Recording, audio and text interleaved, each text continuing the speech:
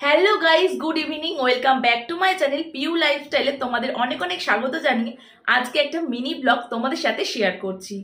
আশা করি তোমরা সকলে ভালো আছো, আমিও খুব ভালো আছি তোমাদের ভালোবাসায়। বন্ধুরা, এই 3-4 দিন ধরে কিন্তু বেশ কনকনে ঠান্ডা পড়েই গেছে, আর এখন কিন্তু পৌষ পার্বণ চলছে, তাই আমাদের বাড়িতে আজকে পিঠে হচ্ছে। তোমাদের বাড়িতে কার কার এই পৌষ পার্বণে পিঠে হয় এটা অবশ্যই আমায় কমেন্ট করে জানিও। অনেক বাড়িতে কিন্তু এই খোলা জ্বালা, বাউনি বাঁধা এরকম নিয়ম থাকে, তো কার কার বাড়িতে কি নিয়ম আছে অবশ্যই কিন্তু আমাকে কমেন্ট করে জানিও। আমাদের বাড়িতে এই বাউনি বাঁধা নিয়মটা নেই, কিন্তু ওই 3 দিন নাকি গুড়ি হাত করতেই হয়। সেই জন্য আজকে মা কিন্তু পিঠে বানাচ্ছে, দুধ পুলি আর পাটিসাপটা। তো চলো তোমাদের সাথে আজকে শেয়ার করব আমাদের বাড়ির পিঠে, মানে মায়ের হাতের পিঠের স্বাদ। তো চলো বন্ধুরা, বেশি দেরি করব না, চলে যাই রান্নাঘরে। রান্নাঘরে এসে দেখি পিঠে পুলি তৈরির কাজ জোর কদমে চলছে। মা বসে পড়েছে দুধ পুলি তৈরি করতে। মাকে বললাম আজকে পাটিসাপটাটা আমিই বানাই, যেই বলা সেই কাজ। নিজের হাতে আজকে পাটিসাপটা বানাচ্ছি। প্রতি বছর তো মা পিঠে তৈরি করে আমাদের সবার জন্য, এবারে নিজে একটু ট্রাই করি। আমার দুটো পাটিসাপটা করা হয়ে গেছে। পিঠেগুলি খেতে কিন্তু বেশ সুন্দর হয়েছিল। এরপর মাকে বললাম তোমার হাতে তৈরি পিঠে খেতে চাই প্রতি বছরের মতো। বলার সাথে সাথে মা শুরু করে দিল পিঠে তৈরি করা। নিজের হাতে পিঠের স্বাদ অন্যরকম, আর মায়ের হাতের পিঠের স্বাদ যেন অন্য রকমের স্বাদ। তো বন্ধুরা, তোমাদের দাদা ভাইয়ের জন্য খাবার নিয়ে যাচ্ছি, আর এই সন্দেশগুলো কিন্তু হাতে বানিয়েছি, চালের গুঁড়ির সন্দেশ।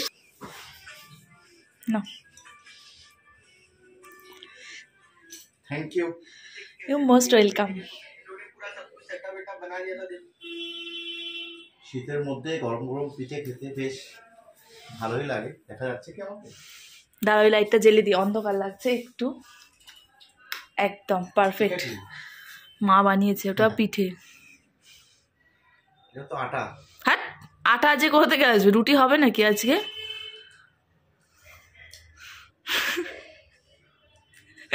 দেখলেই বোঝা যাচ্ছে এটা চালের গুঁড়ি শেক, এটা দেখলেই বোঝা যাচ্ছে।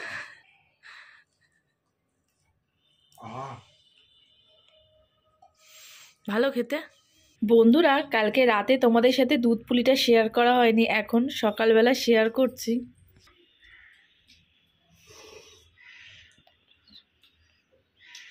ঠান্ডার মধ্যে পিঠে খেতে সেই লাগে, আর পিঠে খাওয়ার সময়টা ঠান্ডার সময়, আর খেজুরি গুড়ের পিঠে তো বেশ।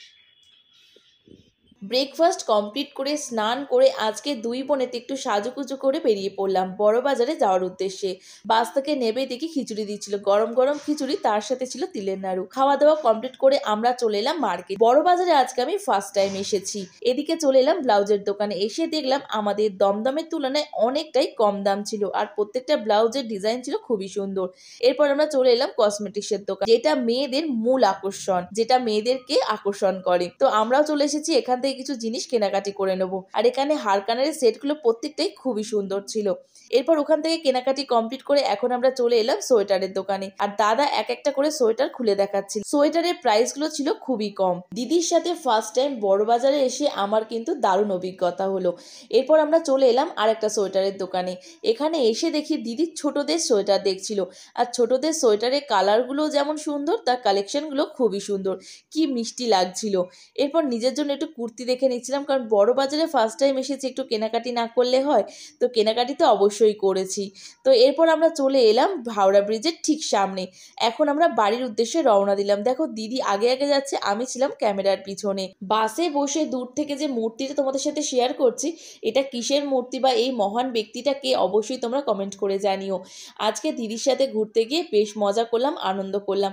আজকে আমরা সকালে বেরিয়েছিলাম 11টার সময়, আর এখন ফিরছি ঠিক 5টা বাজে ঘড়ির কাঁটায়, মানে অনেকটাই বেলা হয়ে গেছে। আর দুজনের কিন্তু খুব জোরে খিদেও পেয়ে গেছে, তাই চলে এলাম দিদির বাড়ি। দিদি ভাইয়ের বাড়িতে এসে বড় বাজার থেকে যে জিনিসগুলো কেনাকাটি করেছি, তো ভাবলাম চলো একবার নিজের ওপরে ট্রাই করা যাক। তাই হার কানেরগুলো সব পরে ফেলেছি তোমাদের সাথে শেয়ার করার জন্য। বন্ধুরা, আমি জানি নিজেকে একটু পাগল পাগল লাগছে, তবুও যেন ইচ্ছা হলো তোমাদের সাথে শেয়ার করতে।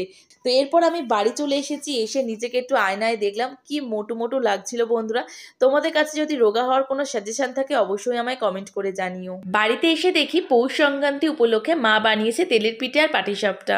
এই ভিডিও এখানে শেষ করলাম। আশা করি ভিডিওটি তোমাদের ভালো লেগেছে। ভিডিওটি যদি ভালো লাগে লাইক কমেন্ট করে পাশে দেখো। ভালোবাসা দিয়েও সাপোর্ট করো। এখনের মতো নিচ্ছি কিন্তু বিদায়। টাটা বন্ধুরা।